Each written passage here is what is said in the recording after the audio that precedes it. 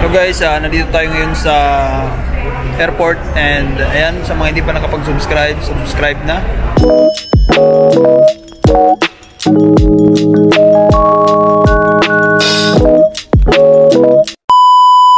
And magtatanong tayo sa mga kababayan natin kung ano bang requirements sa mga uuwi. Nandito tayo ngayon.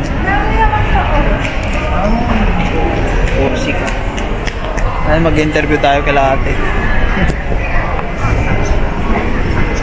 Hello po, kumusta? Pwede po magtanong? Basta, lang mata. Tatanong ko lang po kung ano, anong mga requirements ng mga, ano bang pwede nila kunin nyo sa mga uuwi na mga nandito sa Macau, mga gusto umuwi. Ano bang, anong, pag sa bahay ba, example sa bahay, kasi magkaiba yung requirement sa bahay tsaka hindi eh. Kailan pa ba ng requirement? Kailan pa ba ng insurance? Sa Pilipinas, isa, dalawa. Nabalik sa Pilipinas, sa insurance sa Pilipinas. Insurance naman dito, ano naman ang, yung amo naman ang kukuha eh. Yung amo? Yung amo mismo? Pero yung sa Pilipinas, tsaka tayo ako. Ano yun, i-request nila sa amo nila na kailangan nila ng... Alam naman ng... Okay. Ano na sa ano, sa bahay. Okay. Ayan si ate. Oh. Ikaw ate, kung mga insurance, wala na? Hindi na. Pero may insurance yun. Meron insurance kayo niya. Insurance. 1 year yan. No, 1 year.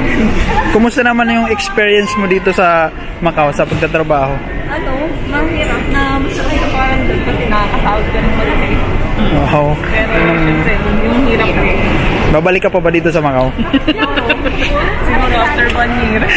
Pahinga muna, no? 6 months lang, pwede na. Pahinga muna. 1 year is 1 year.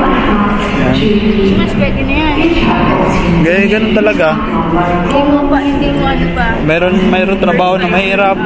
Mayroon. Yan si ate, first time dito sa Macau. Ilang months ka lang po dito? 5 months dito. 5 months lang. Bilis lang ano? Bilis lang yung 5 months. And ano ka lang? Bakasyon ka muna sa Pilipinas. Parang bakasyon. Ayan, itatanong lang natin sa kanya kung anong requirements para alam ng mga uuwi nandito sa Macau. Kung anong requirements yung mga uuwi. Ito yung mga requirements guys para alam nyo. Anong mga requirements pag uuwi? Anong kailangan nila kunin? Pera, yun. Number 1, kailangan nila ng pera pag uwi. Number 1. Ano pa ba? Siyempre may mga requirements sa consulate para alam ng mga OAC. Yan. Tapos ano pa? Ano ba mga kinuha mo sa diyan sa consulate sa Pilipinas, sa ano? Macau consulate. Philippine consulate ng Macau. Insurance, okay. Saan ba kukuha ng insurance? Doon mismo sa consulate o maghanap pa ng insurance company, ganoon, ano ba? Doon mismo sa kinuhaan ng tickets. Sila na magpo-process ng insurance, ganoon. Tapos ano pa? Bahala. Ano pang kinuha mo?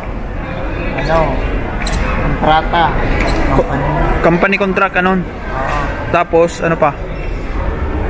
Ticket mo. Ticket, siyempre, may ticket lang, ticket yun eh. Uwi ka tapos wala kang ticket, ano eh. Pasabit ka, wala namang sabit sa aeroplano eh. Ano pa yung mga kinuha mo sa consulate? Kailangan pa ba ng e-travel, ganun, ano ba? Magagawa ba ng e-travel? Magagawa ka ng magda-download ka ng e-gob. E-gob na, saan yung da-download? Sa Play Store o sa Google, saan ba? Sa Play Store. Play Store, tapos doon ka mag-ano? Mag-ano ka doon, mag-build up ka doon para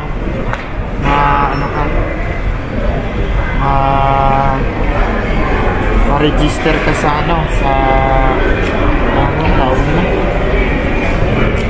Ma-register ka sa mga uwi, ano ba? Travel ata. Yan. Yun yung papakita mo sa Pilipinas, ganun? Oo.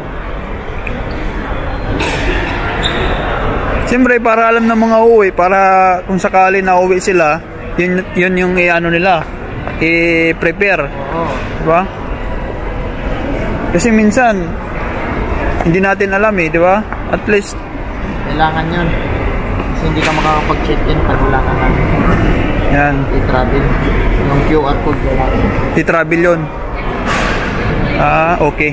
Tapos, ano pa? Ano ba yung ma-advise mo sa mga uuwi ng Pilipinas? Kailangan ng ano yon? Ano pinaka-importante nila dapat dalhin pag uwi sila ng Pilipinas? Pera? Kailangan may pera, no? Kailangan may chocolate. Yan, chocolate. Tapos ano pa? Yan. Mga pasalubong ano? Oo, pasalubong. Ba yan? Kailangan talaga yun, ano? Pasalubong, wala. Nagalitan. Tama. Tapos budget, ano? Panggasto sa Pilipinas. Kailangan may 500,000 ka. Ngayon na yan. Laki pala ng ipunin mo, no? Uy, kiderpikata, sir. Ayan, yan yung mga dapat nyo i-prepare, guys. Is yung mga ganun na sinabi ni sir, wala pa tayo nun, kaya hindi muna tayo uwi. Tis-tis muna tayo, di ba? Ipon muna tayo. Ayan, yun lang guys yung requirements sa mga uwi ng Pilipinas. Ayan. Baka may gusto kayo shoutout. Ayan. Shoutout dyan sa Quezon City. Ayan. Sa ano ko, pamilya ko. Ano pa? Sa anak ko, happy birthday. Ayan, birthday ng anak ng kapatid ko. Ayan. Sir, baka may gusto kayo shoutout? Shoutout sa pamilya ko, hindi alam na uuwi ako. Surprise. Yan yung maganda guys, mga surprise. Diba? Mas exciting yung surprise kaysa sasabihin mo. Pag sinabi mo kasi wala nang excitement Unlike na talagang wala silang kamalay-malay. Yun guys, and dapat maaga kayong pumunta ng airport. Diba? Huwag yung alas 8 flight nyo, alas 8 din punta nyo dito. Wala na kayong maabutan yan. Tama. Mas maaga. Ayan ano ba yung requirements pagbalik? Wala nang Kailangan, ticket lang ba yung kailangan o ano?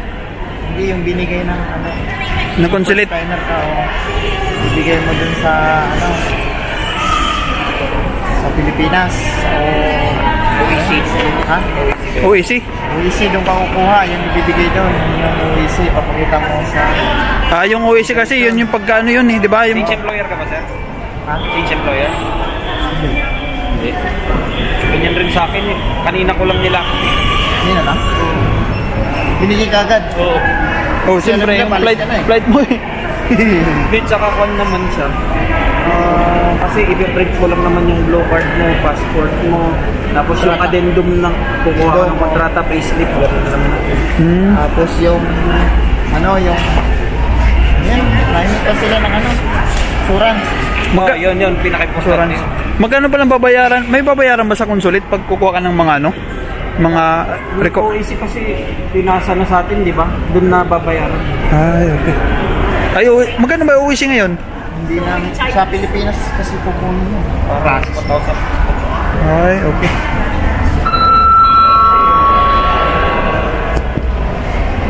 Yun lang guys yung share natin. Yan, thank you so much. Sana may natutunan kayo sa kunting interview sa mga uwi ng Pilipinas. Yan, thank you so much.